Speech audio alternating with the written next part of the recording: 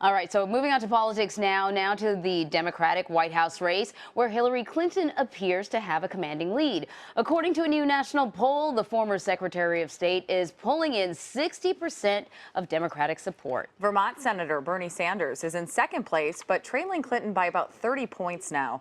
Former Maryland Governor Martin O'Malley is in a distant third place with 2%. And in the Republican race, it looks like Donald Trump's constant barrage of controversial comments hasn't affected his frontrunner status. He's leading the pack with 27% of GOP support. He's followed by Marco Rubio, Ben Carson, and Ted Cruz, who are all in a statistical tie due to the margin of error. Wow, this race. Joining us now from Washington is CBS News senior political editor Steve Chaggaris and USA Today senior political reporter Heidi Przybyla. Thank you both for joining us today. We appreciate it. But Steve, let's start with you. Trump still leading the field despite all of this controversy surrounding him? Yeah, I mean, it's pretty clear that people who are supporting Donald Trump aren't sitting there and doing their own fact checks and really sort of holding that against him. I mean, if you look at some of these numbers, he's got a 64% favorable rating in this last poll. He's got 59% favorable rating in Iowa. People, at least Republican voters, it seems, are looking for a strong leader, somebody who's going to be able to deal with the top issues in their minds, the economy and terrorism and foreign policy. And it seems like the things that Donald Trump is saying, it's good enough for at least 27% of the Republicans nationally. Heidi, I want to get your thoughts on this. We keep phrasing this question like, why isn't this hurting him? Why isn't this hurting him? But maybe it's helping him, these sort of controversies. I think you're onto something, and I can confirm that because I actually, don't ask me why I had this idea, but I spent about 3 hours in a Walmart parking lot outside Des Moines a few weeks ago to ask exactly that question. And I spoke with a lot of people. They give some of the answers that we know, which is that they view him as a strong leader. He's not afraid to say what he thinks. But they also said, look, I kind of agree with them, in hushed tones on that immigrant thing. That was the seminal moment for Donald Trump when he came out and announced and kind of on this anti-immigrant platform. And it is a vein in our political system that we just didn't know was there. We started to see hints of this in 2014 in the midterms, where even in states like New Hampshire, what are they afraid of? The Canadians. There was a strong anti-immigration tone coming out of like Scott Brown, who was running for the Senate race there, out of his advertising. And so this is something that is in our political system. But like we saw with this poll, Donald Trump has a hard ceiling. Donald Trump is not surging. What is happening is that the rest of the field, the non-Trump vote, is fragmented. It remains fragmented. And until the non-Trump vote coalesces around another alternative, Donald Trump has a viable path to the nomination, if not just, at least a few early states, especially Iowa and New Hampshire. He's leading the polls there. So, Steve, I have to ask, you look at Ben Carson's numbers.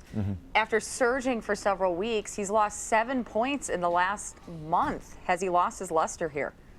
I think we've seen that a little bit. If you look at these numbers in this poll, he's now underwater on the question of does he have the right kind of experience to be president. This is a question where over 60% of Republicans said that he did have the right kind of experience in the last month. Now it's down to 42%, and more Republicans think he doesn't have the right kind of experience. I think, again, you look at the top issues that Republicans are interested in: the economy, terrorism, foreign policy. You've seen Ben Carson in recent weeks not fully have a grasp on foreign policy and the terrorism issue, and I think that is definitely having an effect on his polling numbers. Can we talk a little bit about Christie? I want to ask you, Heidi. He's definitely chosen a particular strategy. He's spending a lot of time campaigning in New Hampshire.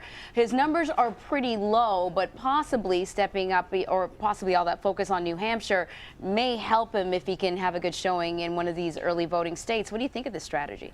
Yeah, well, it's part strategy, it's part luck, right? And I hate to point out the obvious, but the Paris terror attacks shifted the landscape somewhat, and one of the results of that is that Christie has a potential opening.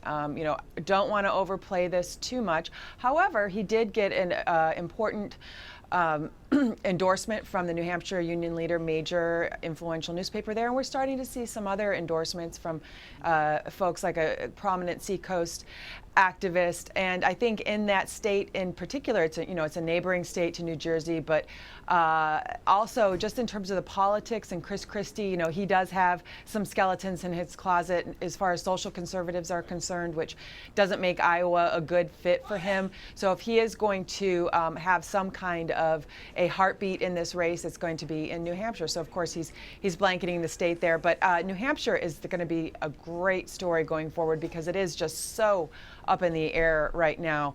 But I just wouldn't overplay it at this point. He's having a moment, just like we saw in 08. There were many candidates who had moments.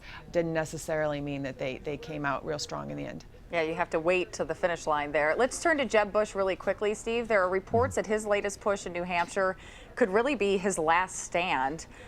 He's polling at just 5%. Could this pay off? Well, I think people are saying, is he just going to focus on New Hampshire in lieu of Iowa? You got to look at what's going on here. I mean, nationally and in all of these states, really, you've got a significant number of Republicans, and we're talking over 50, in some cases 60%, who are supporting outsider anti-establishment candidates, whether it's Donald Trump, Ben Carson, or Ted Cruz. You add that all up, and it's a majority of Republicans seem to want an establishment type candidate. And so, where is Jeb Bush? Where is he possibly going to have some kind of growth? Maybe Iowa, but probably New Hampshire. That seems to be the place where all the establishment folks are spending time. We just talked about Chris Christie, John Kasich's another guy who's spending most of his time in New Hampshire. It's a place that's ripe for the type of candidate that those guys are, establishment types, experienced candidates. And so I think for Jeb Bush, focusing a bit on New Hampshire and then trying to parlay that into success later might be the best strategy that he has right now. All right, Steve Chaggaris and Heidi Przybyla, thank you so much, guys. Thanks.